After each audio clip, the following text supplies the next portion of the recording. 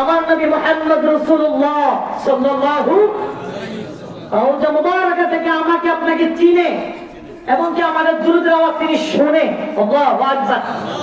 দুরূদের আওয়াজ কি আসতে হবে না জোরে হবে? জোরে বলেন না আসতে হবে না জোরে হবে?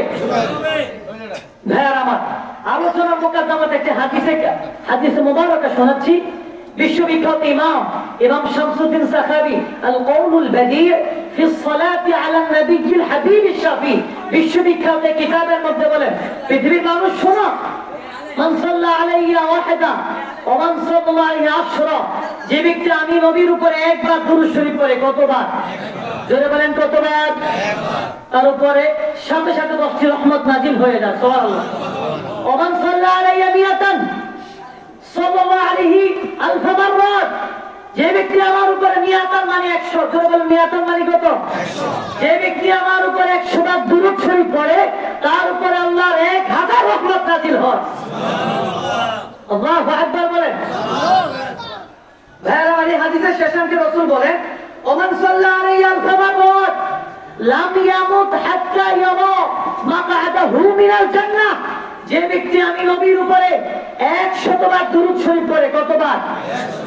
1000 বার দুরূদ শরীফ পড়বে। রাসূল বলে, ওমান সাল্লা আলাইহি আলফ মাররাত, যে ব্যক্তি আমার উপরে 1000 বার দুরূদ শরীফ পড়বে, লাম ইয়ামুত হাত্তা ইয়ারা মাকআদাহু মিনাল জান্নাহ, ওই ব্যক্তি জান্নাতের কোন জায়গায়, কোন স্থানে, কোন রুমে থাকবে, কোন প্রাসাদে থাকবে, এই পৃথিবীতে জীবিত থাকা অবস্থায় সে মারা যাবে না।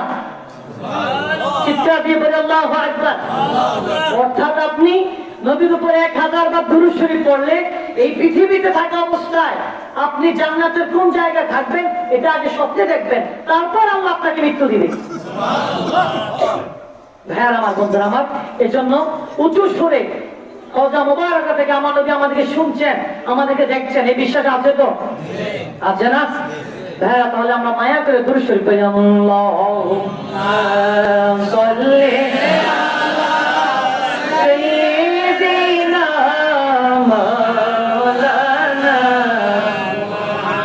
ওয়া আলা আলি সাইয়্যিদিনা মাওলানা, জিকির করি লা ইলাহা ইল্লাল্লাহ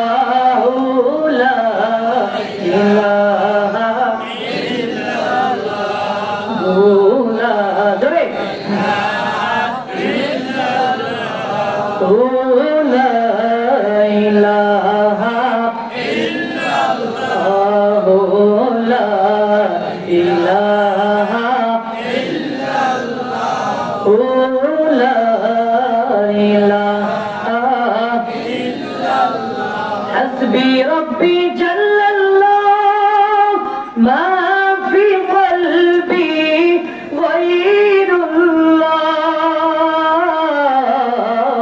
نور محمد صلى الله لا إله إلا الله لا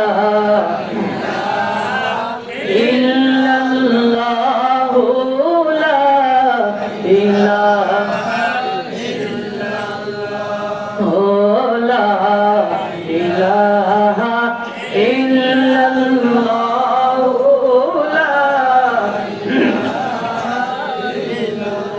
يا رحمن يا الله يا رحيم يا الله يا كريم يا الله لا إله إلا الله لا إله إلا الله لا إله إلا الله لا إله